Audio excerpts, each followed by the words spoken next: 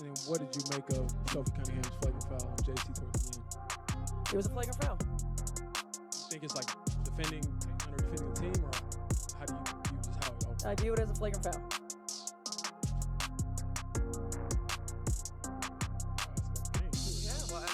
You guys came for basketball. Yeah, Let's no, talk seriously. about basketball. Come on now. What do you think of just how you all were able to pull in the second half, Caitlin, in We're particular? going to the Commissioner Cup Championship. Let's That's go! pretty exciting. Y'all want to talk about that? Let's talk about that. What do you think, again, in the second half? What if we told you that Caitlin Clark might truly quit the WNBA after just one season? Well, pack up, shoot one last three, and dodge between Marina Mewbury flinging fouls like dodgeballs and blind referees who act like they're trying out for a circus. Caitlin has had enough. Is this a reality show gone wrong or the League of Dreams? If this story is accurate, the WNBA will lose its biggest star more quickly than a referee misses a foul. So grab some popcorn. WNBA record. This is her second season.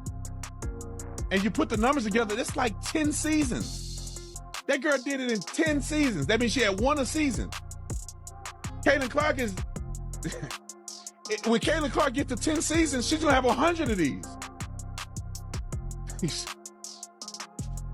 And y'all can't get a girl her roses. Now, I don't like the fact that she be getting woke because she don't want all these lesbians to be mad at her. But at the end of the day, is the woman putting in the work, she's putting in the work. Fans are officially done watching Caitlin Clark play the part of a sacrifice for a league that isn't sure if it wants to expand or keep her for the second consecutive season. She is the main character in a drama that somehow still expects her to pass the ball, smile for the camera, sell the tickets, take the hits, and thank her haters. After that, fans aren't just frustrated anymore. They're furious that the Protect Caitlin movement has evolved from an online campaign to a full-on emotional custody battle between her supporters and a league that continues to treat her like a chew toy. This is all going according to plan. This is ideal. Caitlin Clark is holding up her end by being awesome and by being a trash-talking jerk on the court. Love it. Her teammates are holding up their end by having her back. The other players in the league are holding up their end by not liking her. Perfect. Couldn't have written a better script. Caitlin is talking trash to this girl's hard fouling her. Her teammate Sophie Cunningham, who got a black belt in Taekwondo at the age of 6, she's like, I will F you guys up. All of it's great, and Caitlin's a killer. 10 out of 10, no. Let's begin with the apparent. As the walking, talking logo, three-point shooting lifeline, and the reason the WNBA is even mentioned outside of Tuesday night Twitter arguments and high school gym throwbacks, Caitlin Clark is the reason the league receives any attention at all. How does the league react to this with dubious referee calls, cold shoulders from teammates, and more elbows than a WWE Royal Rumble? Caitlin Clark is driving the WNBA insane. It's to the point that she may need to step away from the WNBA, have a billionaire come in that has the money to prove a point, and say, Caitlin, I'll pay you $50 million just to see if the WNBA can make it without you. Let's go create a completely different league and expose the hell out of the WNBA just to embarrass this Angel Reese girl that Jameel Hill just said she could go down as a Michael Jordan of WNBA. Yeah. Recall that when people stated she was being welcomed into the league like all the other rookies, they meant that she was mugged at midcourt while the referees called out to Dixie and turned away as if they had just misplaced their glasses in a Looney Tunes cartoon. Additionally, Marina Mewbury decided to give a late-game shove like she was trying out for a linebacker position. The fall was so aggressive that the NBA probably sent her a contract out of confusion, but of course Caitlin gets up as if nothing happened because at this point, getting hit is just part of her pre-game warm-up stretch. Caitlin doesn't need a welcome party. She needs a security detail and a chiropractor. Shoot, dodge a flying elbow, rinse, and repeat.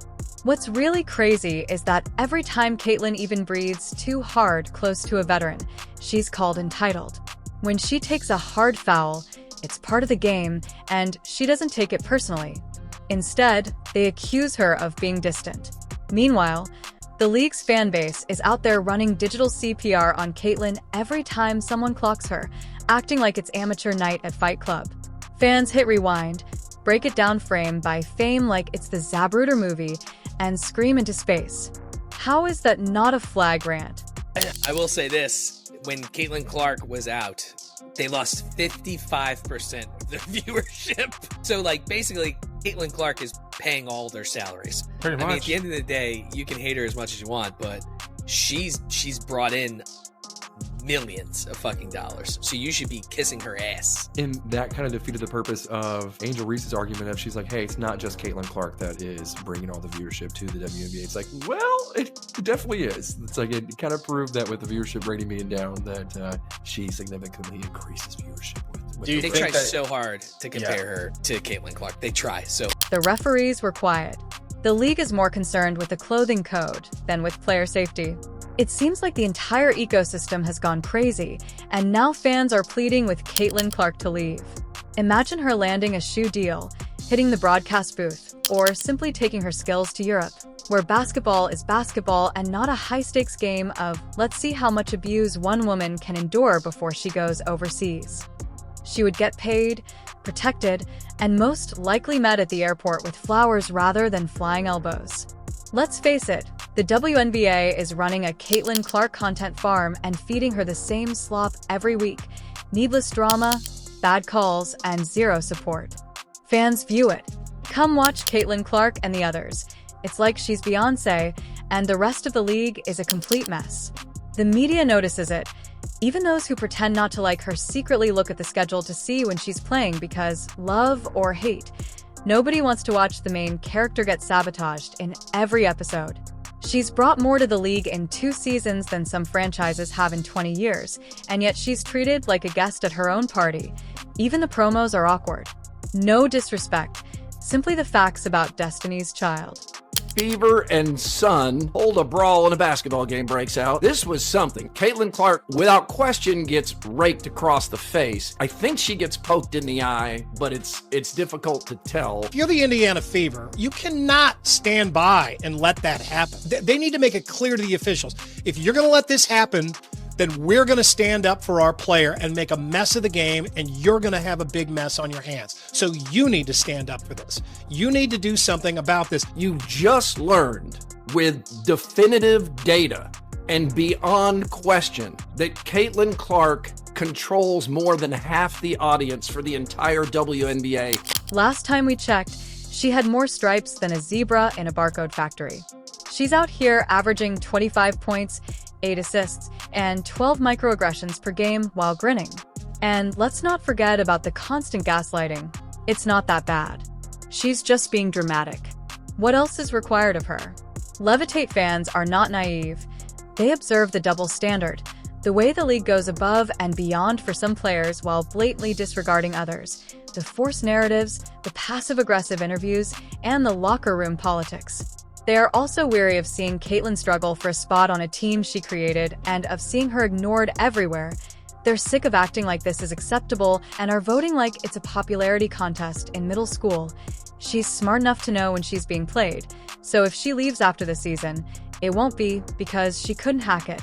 Let's face it, leaving could be the biggest power move of the century, forcing the league that couldn't stop talking about her to face a very quiet reality.